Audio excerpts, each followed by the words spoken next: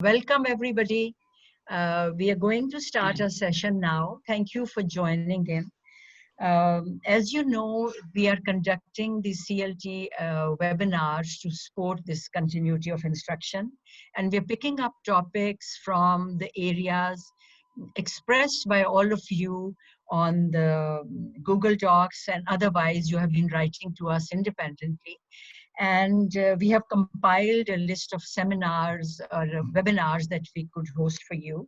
We are trying to share with across the campus best practices, and it's a form of peer learning, how we ask questions of each other's, how we found best practices and solutions. So just to say, our topic, as you know, today is about how to put up efficient assessments so that you can devise meaningful activities for students and how to make it more engage students in your activities. Very quickly to say that our session is divided into 3 segments. In this first segment, our speaker will talk about her best practice and a bit on that a little bit later. After 15 minutes, we will open up the floor to question and answers. And at 3:30 sharp, 4 p.m. sharp, my computer is saying 3:34 a.m. At 4 p.m. sharp, we will stop the session and do a formal thanks. And after that, if you want to stay on, we will stay on for another 10 to 15 minutes for an informal discussion or learning, sharing of learning among us. Today's topic is mostly about assessments, and just to say assessments is we get confused with the word assessment, or we are flustered. What does really assessment mean? And most of us talk about assessment as a way of grading the student's competency. But I think a very powerful definition of assessment would be, how do you gauge a student's journey or an effort towards the desired outcomes that you want? So there are 2 levels to assessments. One level is like what we have learned through DFINC and what we promote at CLT is the backward design, in which we say, put up your student learning outcomes and then immediately put up your assessments. And assessments become a way of putting up a model for your learning activities. And so learning activities comes out of assessments. But there is another level which we seldom explore to assessments. And that level is the personal, individualized instruction that is encouched within that assessment. Are we taking care of that personal, individualized progress of students along the way? And I, frankly speaking, have marveled how our the speaker, Anna Muzammal, has actually unpacked that.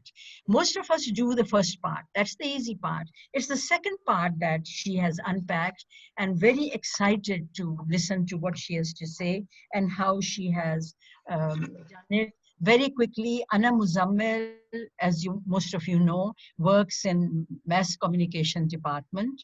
She has taught media analysis to MS program in the University of Punjab.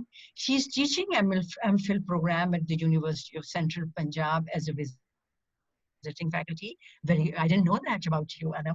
And she is also a postgrad research supervisor. Acha, you did. Okay, and yeah, now you are pursuing PhD in crime programming. Wow, that's and risk perception. And you are enrolled with Punjab University. Now that's good news. And she has presented papers in different parts of the world. And so over to you, Anam, without taking too much time. Please, would love to know how you give individualized attention in assessments to the progress of students. Thank you. Thank you so much, Dr. Oksana. Welcome, everyone. I'm going to share my insights about assessment and how they can promote student engagement. Instruction in any way. This is just my experience, totally learned from the needs. This is a totally need-based model that I have prepared. I would like to request Suleiman if we can. Suleiman, can I share my PowerPoint?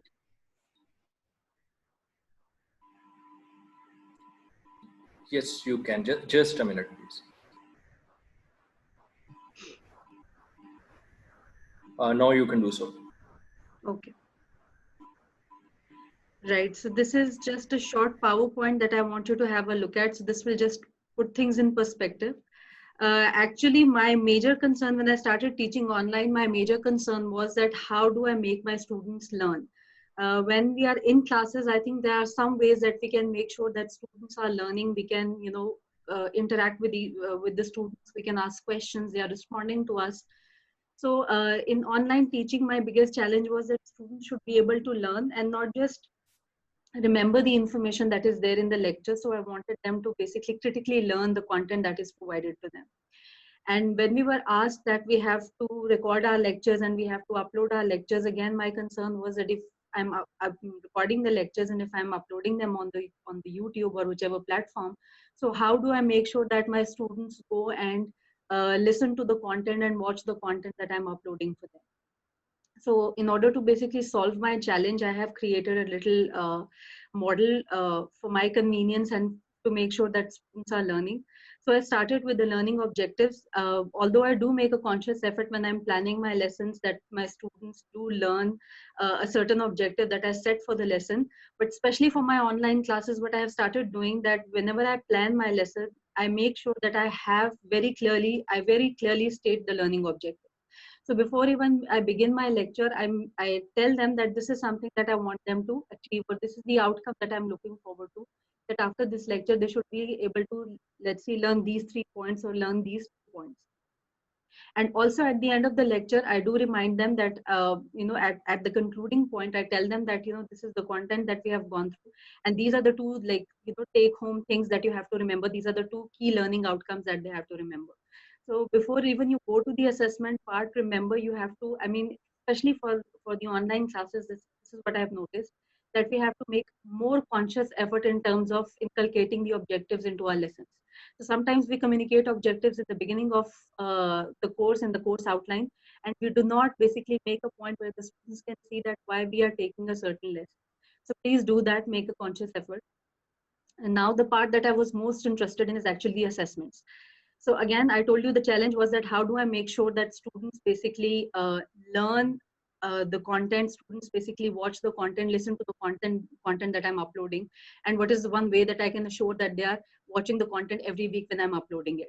So again, I started including critical thinking questions in my lesson. So there are going to be like couple of activities, or there are going to be couple of questions which are critical thinking questions. So basically I used to tell them that, okay, I have covered till this point and this is where I'm going to leave you. So these are like few things that you have to analyze, assess the impact of, estimate a future of. So again, leave them with the critical thinking questions. Now, another very interesting thing is that this is what I've been hearing from my students, that they are overloaded with the coursework. There are 4 or 5 courses they are taking. Every instructor is actually sending them a lot of assignments. And again, they are very time-taking, time-consuming assignments. So in order to basically, and in order to sort of solve that problem for my students, because I don't want them to feel that my course is a burden to them. So I have devised a strategy that instead of giving them very lengthy, very laborsome assignment, I have actually started dividing my assignments over smaller portions. And also I kept in mind that the students again have technology challenges. They have, again, time challenges, and also because this is a new way of learning, they're also basically adapting to the new system like we all are. So what I have started doing, I have started dividing the content over the smaller activities. So for example, I used to make sure that if I'm teaching a lesson, so if this is my learning objective, if my student, let's say, spends 15 or 20 minutes after that lesson, he should be able to grasp, or she should be able to grasp that particular learning objective. So it is very important while planning my lessons, so instead of bringing huge assignments or major assignments or big assignments, I've started actually dividing them onto smaller learning activities, and also thinking from my point of view that, for example, if they have to do this activity, how much time they will spend with this particular activity. So it's very important. Also, another very useful tip that I used for myself, for example, if I am to assign an activity, I used to quickly do that activity, not even if I'm not doing it like on paper or pen. So I used to do like a mental activity for myself, that if I have to do this activity, how much time and process it is going to take me to do it. So this basically helped me to understand the student perspective. Then the short rubrics, again, activity descriptions, but short rubrics really help me a lot. So for example, if I am to assign a short activity to a student, just create a little bit of short rubric. For example, for their performance evaluation, if they attempt an activity, what would be a poor evaluation, what would be a satisfactory evaluation, and what will be a great evaluation. So that short rubric with an explanation that how these activities are going to help them to learn, and also what is going to be the criteria or standard of assessment. The rubrics really help me in that regard. Also, another thing that I have noticed, that in addition to using an instructor based rubrics, for example, if I am preparing a rubric and I am assessing my students, uh, that's one thing, but I also learned through these online teaching classes that we should provide some kind of protocol, we should provide some kind of standard to the student where they can evaluate themselves as well. So again, I'm going to also share a sample with you where what I'm exactly talking about right here. So self-assessment checklists are very important, and they were very handy and useful for them. So some self-assessment checklists against some activities I've actually searched for them and I got them from the internet, and some self-assessment activities that I have actually created for some of my activities. So what I did, I used to basically write a small activity for them, and then I used to write that if you have to assess yourself, look at these 4 or 5 points. So look at what you have understood, look at what you have learned, look at what you have actually achieved through this activity. So those self-assessment checklists, if I'm not providing a rubric that I have created, I used to give them with the activity a self-assessment rubric so they can judge for themselves that how much they have learned. So again, this is a great way of basically to start a self-review. What I also achieved through this mode of teaching, especially smaller activities and providing self-assessment checklists, I've also started feeling that students are more involved. So when they are assessing themselves, they are assessing that what they have done, and they're looking at the checklist. So they used to basically make an evaluation of themselves that, how they have learned so far. So this is the one area that I always aspire to achieve of active learning. I think I try to sort of, inculcate that in my teaching, and it really helped me, because now I feel that students are more involved and they're actively learning since the self-evaluation is involved. And somehow the other, basically, when I do a session of discussion with them, so I do bring it up that, in that activity, what was your evaluation of yourself? So they tell me that, we understood the content and we learned the content, we think we are at the level 3, we think we are at the level 4. So I think it's a very good way of self evaluation, that, at what level of learning they are for a particular activity or for a particular lesson. Then again, I actually started this entire discussion with an intention that I wanted to understand the workload of students. I wanted to understand that they should be able to learn lectures, listen lectures every week. But I got very surprising benefits of that as well. So my problem of response rate, that students do watch the lecture, that was solved. And a lot of students, because they know that in the lecture there's going to be a small activity or a small, basically, a task where they have to respond to me. So again, they have started watching the lecture. So I used to go to YouTube and I used to see that how many views I have against video, and surprisingly the results were very satisfactory. So I got a very positive results, where on the initial videos I used to get like 15 or 16 views. When I started including small activities, the views have gone up to 45, which is actually my class size. So interesting benefits of improving the response rate. Then the involvement with the content. So basically, when I used to discuss content with them, so I can make a clear distinction, the content which was activity based versus the content which was not activity based. There used to be a clear difference of the involvement of the content. And also they reflect a better understanding of the learning when they are involved in the content based on an activity. So I used to make sure that I give out activities to them which are not only written. So I used to basically I made a number of options for me, that if I don't assign them a written activity, because sometimes they're not even interested to do the written activities always. And writing, basically, if they have to write on every lecture, that's basically an added task. So I started thinking of possible options where they can actually respond to me, and that should not involve a lot of time, and that should not involve a lot of, basically, labor, and again the effort, so it could be easy for them to manage. So based on the understanding of the assessments and based on the assessments that I've designed for them, I have designed basically the learning activities, and there are basically few takers from the activities that I would want you to again I wanted these to be part of our discussion. So again, make sure that your activities are not monotonous. If you're giving them a written reflection every week, they will just get bored. So I think this is not the way to go about it. I can understand some lessons might have a requirement of writing reflection, but if you can actually see the variety of activities you can include, this will give a better basically understanding to the students. Also, they will feel more engaged and more involved. So what I started doing, I basically looked at my lessons and I created a list where I could include maybe an audio, a video. I started basically asking them to prepare a photo report where they are supposed to basically go through different images, take screenshots, and prepare a report accordingly. I asked them to send me their group boards where they are involved in the discussion, obviously supervised discussion, poster presentations. I gave them different tools and options so they can prepare activities accordingly. Then another thing which helped me is actually writing the activities description very clearly. On this point, I would like to share a small sample that I have with me.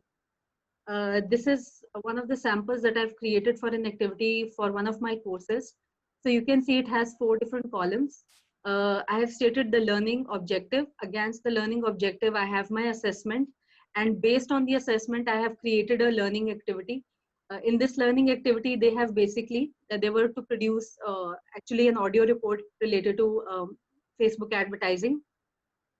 I also wrote the estimated time that is going to take them for research and exploration of the activity and recording and submitting. So I told them that in total it is going to take not more than 20 minutes of their time. And they're supposed to make only a 2 minutes of audio report out of it. And also I have provided a self-evaluation checklist. So there are, after the completion of the activity, they are required to reflect on these basically criteria that, what have they learned so far. For example, the self-evaluation checklist had, I learned about Facebook products. I understood the basic method employed by Facebook to gather audience data. So again, based on the activity, I created a checklist for them so they can self-evaluate themselves. So this, I thought, is a very useful option for engaging students.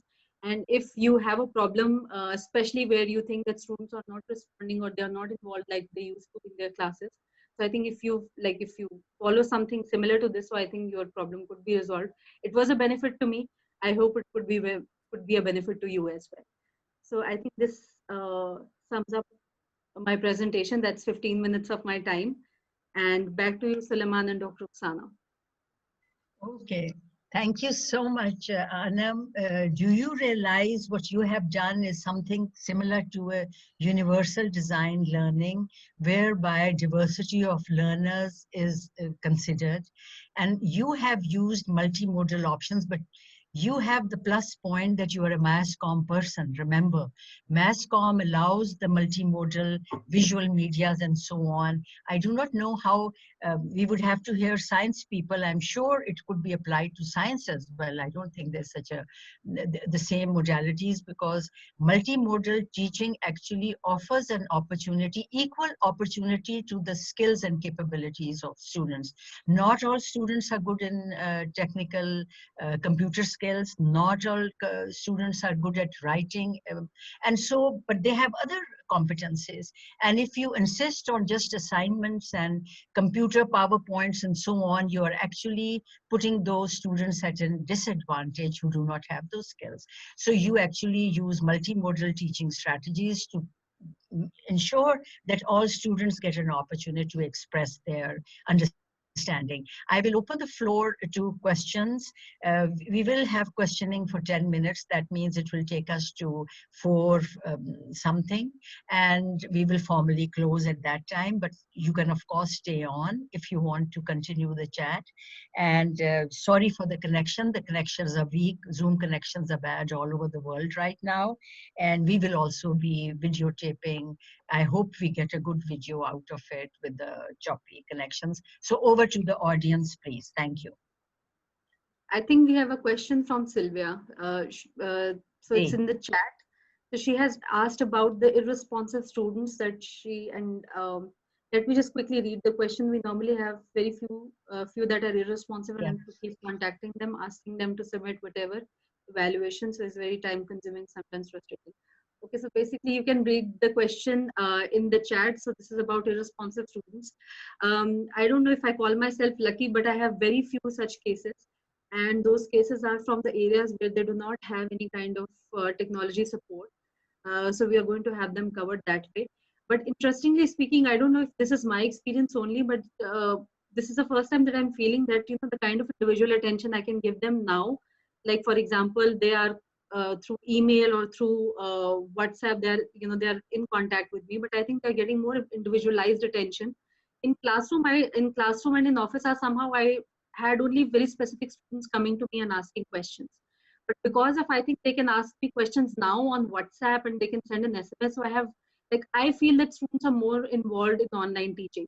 But yes, as far as your question of irresponsive students are concerned, there is a case, but again, that is the case for the regular classes as well. So we have few who do not just respond and do not complete their evaluations, and they do not submit their assignments. So I mean, in that case, I think what you can do, what I do, I basically share a progress report of, for example, if I have 45 students in my class. So if I feel that few of them are not responding, so I prepare a general progress report of the class, and I just do send it away to all students. That, you know, these are your general this is your general progress so far, so this is how you need to proceed.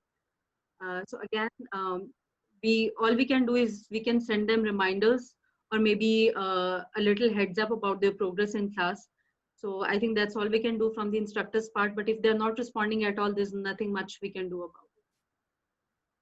Yeah, I think you have covered all the points. The fact that you say that regular engagement, because you do not seeing them face to face.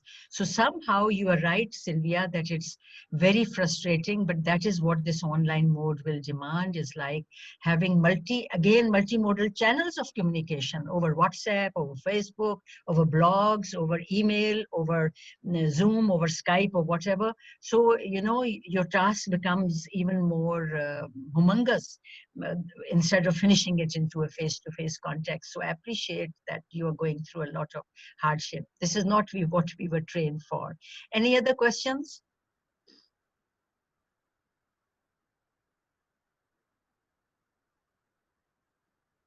Dr. Ruxana, Assalamu alaikum. Salam to everyone. If listening to me, Dr. Seemal is there. We can hear you. Yeah. Yeah.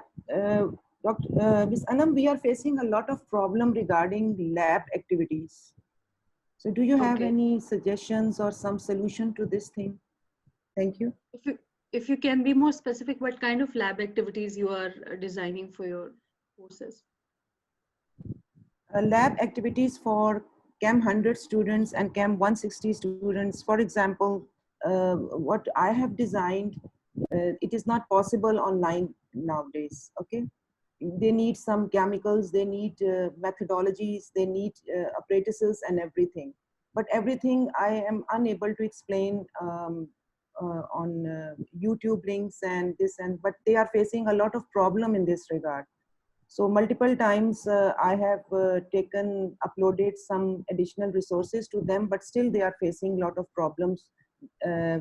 How to record the results when we are not actually performing the experiments? How can we record the results then? So any suggestion or solution for this problem? As far as my understanding goes, I think there can't be a replacement for the lab. I mean, we can't really provide them the lab experience as such.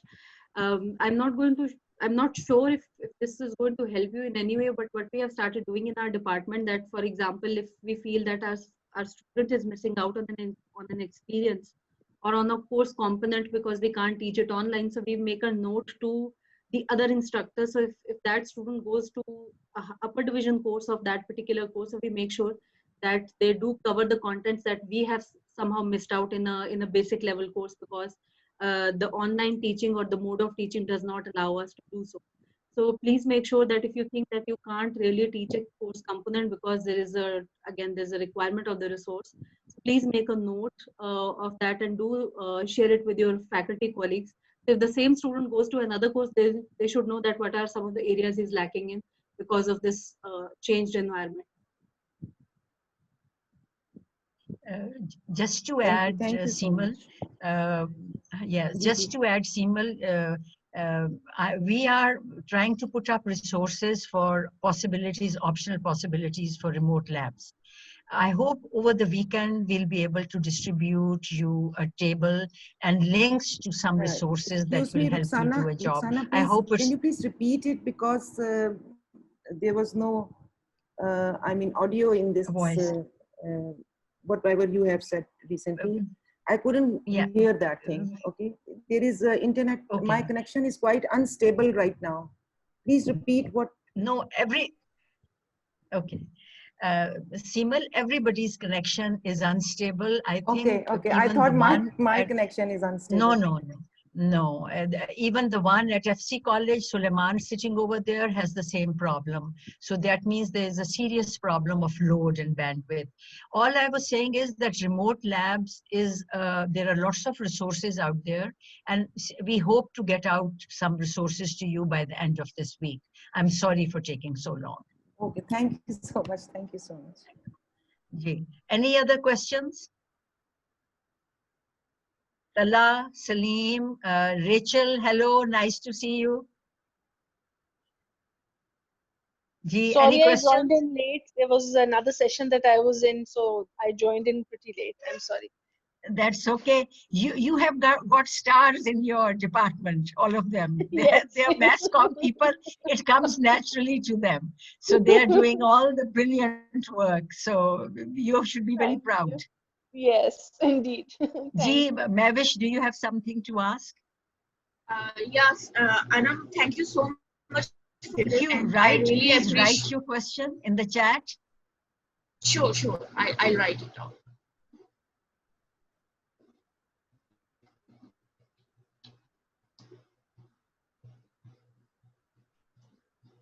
Can you elaborate a bit more about the self-assessment checklist, because that is something which I really and that is something which is new, because students should be able to self-assess themselves as well.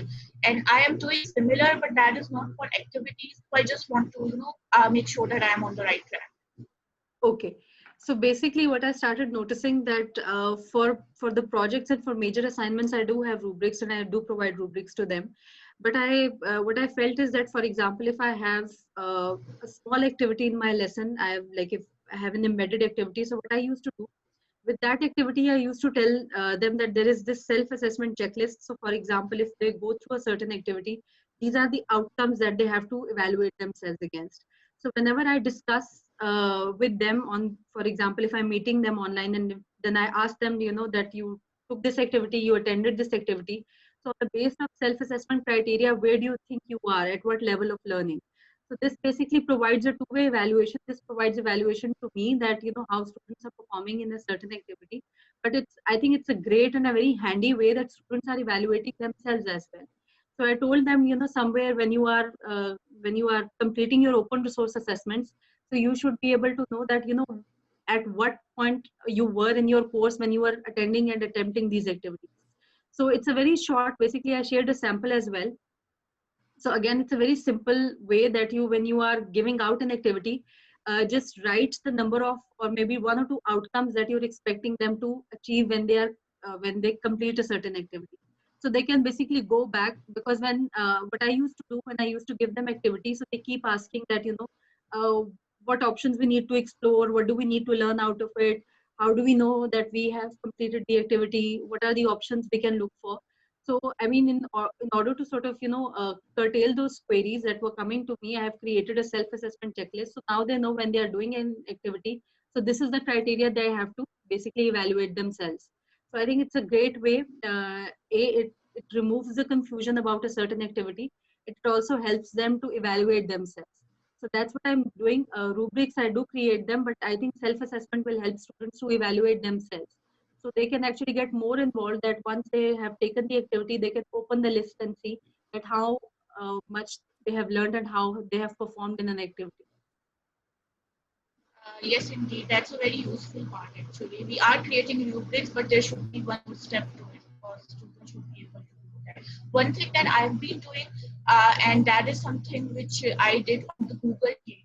So because I divided my course in different modules, and I just uploaded I keep uploading modules, and I have given them options. There are certain compulsory modules, and then there are some optional modules. The topics that I thought were probably not very necessary, I gave them optional modules, so they have to Right. attempt 2 out of 5 of that. But there are certain compulsory modules. So I did something similar on Google Sheet. I just created a spreadsheet where for each module I just put up the options that when they are reading certain modules, so they should just write in progress. And then there were, if they are completed the assignment and if they're attempting the assignment, then they should check that option. It was not exactly a checklist, but I mean there were options given over there, but that was for certain. In that way, it is easier for me to actually know at what point in the course they are in currently, because there are some students who have completed the 2 modules that I have uploaded till now, and then there are some students who have not even started the first module. And now I know, since they have not uploaded their state, so I can just call them individually. Right. Like, and things like that. So I think that is very very helpful. Perhaps I can add more columns to that sheet, and ask about individual activities or assignment that I'm giving. That would be helpful. Yeah, I think that's good sharing. We will officially close this formally rather, close this meeting now. If anybody of you wants to leave, with immense thanks. I'm sorry the connection is very choppy, but that is choppy all over. It's nothing to do with your or my connection. That is the load on the system, I think, somewhere. And everybody, even in America, people are complaining of bad connection. So we will have to live with it for the time being, unless something better comes up. And thank you so much. We will record the session and put it on the web. And again, YouTube, it will have to be, or perhaps some other way. But thank you so much. And thank you so much, Anam. It was really powerful to listen to how you have devised your personal own, a second layer to cater to the diversity and the diverse needs of students. I think the idea of doing bite-sized learning activities and assessments is remarkable. And perhaps I think Adil was also talking in your department about how he had chopped up the 50 minutes into smaller segments to make it palatable for students to keep their interest and make them move and to change the activity every 10, 15 minutes. And I think that's a great way. It's like micro chips of a small, bigger lecture. So thank you so much, everybody. And we'll be here again with another webinar. Thank you, Akhyar, for the clap. Thank you so much. Much appreciated. If there are other questions, we are open. We are happy to stay on if there's some more questions. It seems everybody is happy. No? Sylvia, thank you. Thank you, Anam, Mavish Patul, Seemal Jalani, thank you. Salim Abbas, thank you. And perfect. So we are all done. Rachel is all thank you. So I haven't heard from Saqib and Hafsa. So we'll say goodbye for now. So thank you, Anam. Thank you. Thank you so much. Okay, bye-bye. Bye, everybody. Bye-bye. Take care. Bye. You too. You too. Thank you.